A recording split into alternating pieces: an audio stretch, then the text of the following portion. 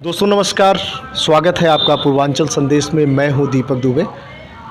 जैसा कि 2022 के चुनावों की सरगर्मियां तेज़ हैं और आज हम पहुंच गए हैं गायघाट बाज़ार में, जहां हमारी मुलाकात हुई धर्मेंद्र जायसवाल जी से, जो कि महामंत्री हैं व्यापार संगठन बस्ती के और बहुजन समाज पार्टी के नेता भी हैं, युवा नेता हैं। तो आइए चुनाव के संदर्भ में कुछ बातें करते हैं। स्वागत है धर्मेंद्र जी आपका। बहुत बहुत धन्यवाद दुबे जी आपका। धर्मेंद्र जी, सबसे पहला सवाल कि जो मैं इस चुनाव में देख रहा हूं कि आपकी पार्टी जी वो सिर्फ दलित बस्तियों तक ही सीमित है प्रचार में। जी जी ऐसा क्या है कि अन्य जगहों पे नहीं दिखाई दे रही आपकी पार्टी? देखिए, हमारी पार्टी दलित बस्तियों तक सीमित है ऐसा नहीं कहा जा सकता है, क्योंकि दलित हमारे पार्टी का कैडर बेस वोट है। और उसके बाद जो सर्व समाज, जिससे बीएसपी जो है सर्व समाज की पार्टी है, उसमें कहीं जात विशेष संप्रदाय का कोई मतलब नहीं है। फिर ऐसा क्यों है? लोग कहते हैं, ये मैं नहीं कह रहा हूँ, लोग कहते हैं कि गाड़ियों में ये गाड़ियाँ आपके गांव में नहीं घुसती हैं, ये जाती हैं तो सीधे दलित बस्ती में जाती हैं। अभी लोगों को कुछ ऐसा लग रहा होगा, लेकिन आने वाले जो भी 2-4-6 दिन बचे हुए हैं, वो जो लोग इस चीज़ को कह रहे हैं वो फिर इस चीज़ को नकारना शुरू कर देंगे। नहीं, अब लोग जाने लगे हैं। और हम जिस रणनीति के तहत चुनाव लड़ रहे हैं बस्ती डिस्ट्रिक्ट में, वो निश्चित तौर पे एक नई पटकथा लिखेगी 3 तारीख को, और वो 10 तारीख को आपको दिखेगा। लड़ाई में आप हैं? लड़ाई हमसे सबकी है, हम लड़ाई में नहीं हैं, लड़ाई हमसे सबकी है। बिल्कुल सही है, क्योंकि 25% मतदाता दलित हैं इस विधानसभा में और अच्छी खासी तादाद है। जो आंकड़े बताते हैं, दूसरे नंबर पर 13% ब्राह्मण है, तीसरे पे 11% कुर्मी है। तो लड़ाई तो हमेशा यहाँ पे आपसे ही हुई है। लेकिन लोग तो यहाँ हल्ला मचा रहे हैं कि सिर्फ सपा है और भाजपा है।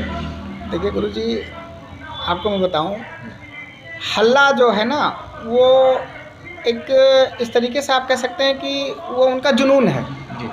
और मतदाता साइलेंट मूड का होता है, और मतदाता का कोई जाति धर्म संप्रदाय नहीं होता है। हम आज इलेक्शन में हैं, गाजियाबाद से लेकर गाजीपुर तक सर्व समाज को शाद करके हम काम कर रहे हैं। उसमें ना कोई जाति है, ना धर्म, ना संप्रदाय है। और लोग कह रहे हैं, कहने दीजिए, वो उनका अपना उत्साह होगा, अपने दल के लिए होगा। क्योंकि हमारा कोर वोट दलित है।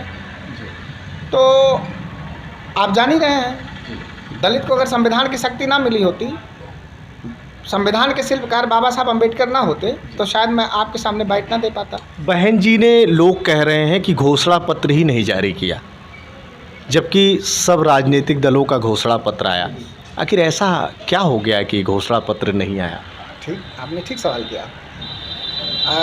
आप भी इसी उत्तर प्रदेश से होंगे जी। हमारी सरकार को भी आपने देखा होगा 2007 से लेकर 2012 तक। जी। हमारी योजनाओं का ही इम्प्लीमेंटेशन इन दोनों सरकारों ने किया। जी। आज लोग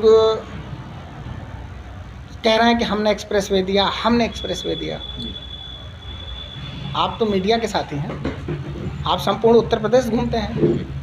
उत्तर प्रदेश में अगर सबसे पहले किसी ने एक्सप्रेसवे का निर्माण किया तो हमारी सरकार ने किया, आगरा से नोएडा। अब ठीक, हम सरकार में नहीं रहे और लोगों ने उसे आगे बढ़ाया, लेकिन अब घोषणा पत्र क्या, हर जिले में मान्यवर काशीराम शहरी गरीब आवास योजनाएं हैं, हमने कन्या विद्याधन दिया है, हमने कानून का राज स्थापित किया है। जी। लोग कह रहे हैं मेट्रो हमने दिया है। आप आज के डेट में मौर्य जी समाजवादी पार्टी में हैं, आप उनसे पूछ लेना, उन्होंने ही नोएडा में हरी झंडी दिखाई थी हमारे सरकार में। आज लोग कह रहे हैं मैं एयरपोर्ट बना रहा हूँ। एयरपोर्ट चाहे जेवर का हो, चाहे कुशीनगर का हो, उसका भूमि पूजन हमारी सरकार ने किया था। तो क्या अभी अन्य जातियों का, दलितों के अलावा, जायसवाल जी, क्या अन्य जातियों का भी सहयोग आपको मिल रहा है? बिल्कुल मिल रहा है। या सिर्फ आप ये विश्वास लगा के बैठे हैं कि ऐसा हो जाएगा? नहीं, देखिए, विश्वास तो होना अति आवश्यक है, लेकिन आज हमारे पार्टी के राष्ट्रीय महासचिव आदरणीय सतीश चंद्र मिश्रा जी, ठीक है, प्रबुद्ध वर्ग से हैं। तो संपूर्ण प्रबुद्ध वर्ग का वोट हमको मिल रहा है। और आज मैं आपको बता दूं, ये प्रदेश लोग कहते हैं राम राज्य स्थापित हो रहा है। अरे ये कैसा राम राज्य है जहाँ परशुराम पे ही वार हो रहा है?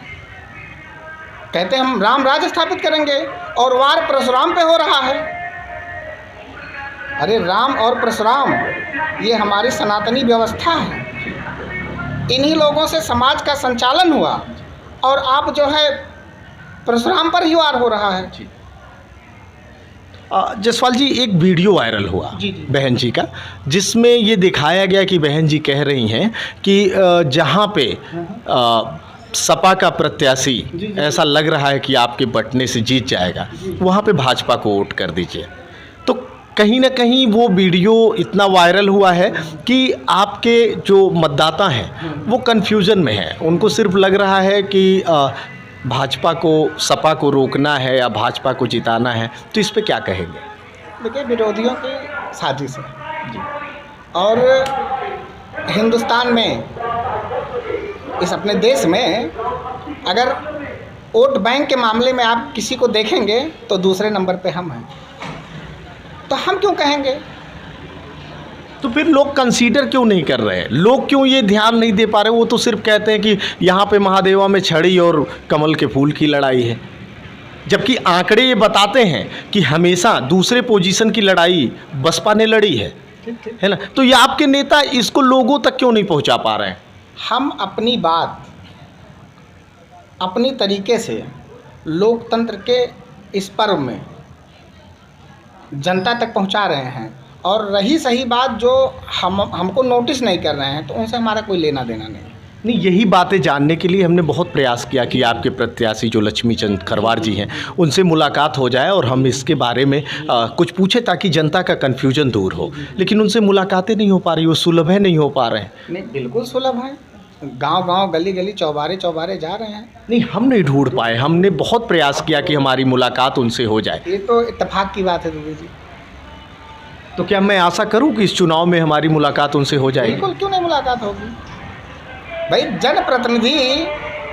जनप्रतिनिधि कब नहीं चाहेगा, किसी भी दल का हो, वो आपसे ना मुलाकात करे। जी बिल्कुल, बिल्कुल सहमत हैं। तो मान के चल रहे हैं आप जायसवाल जी कि यहाँ पे आप लड़ाई में हैं? यहाँ पे नहीं, यहाँ पे मत कहिए जी।